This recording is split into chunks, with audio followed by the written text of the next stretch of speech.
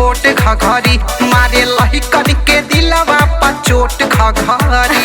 ऐसा बात बका। हाँ हो छोट घघरी रे गोरी छोट घघरी मारे लहिकन के दिलवा पर चोट घघरी। बोला संहार तनी बाबू जुबनिया नई नई चढ़ल बा हमर जवनिया एही से लागता हट घघरी। छोट घघरी रे तोरे छोट घघरी अच्छा। अरे लहिकन के दिलवा पर चोट घघरी। छोट घघरी रे तोरा छोट घघरी मारे लइकन के दिलवा पर चोट घघरी।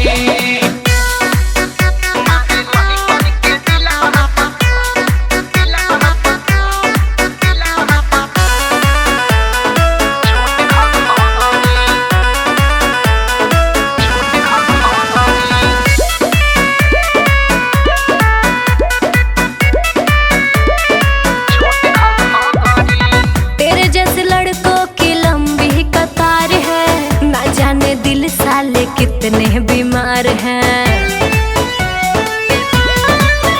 सुना बहकेला मन देखी गोरकी टंगरिया दिल धड़कावे पत्थर की कमरिया।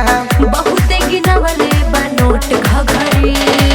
अरे बाप रे बाप छोट घघरी रे तोरे छोट घघरी मारे लहिकन के दिलवा पा चोट घघरी। छोट घघरी रे तोरा छोट घघरी मारे लइकन के दिलवा पर चोट घघरी।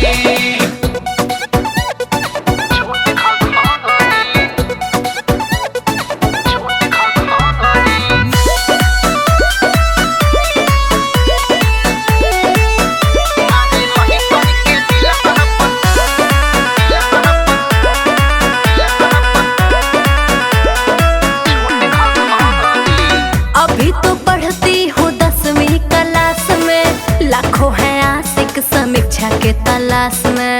अरे अभी कुछ नहीं जानते गुरु से जाके पूछो।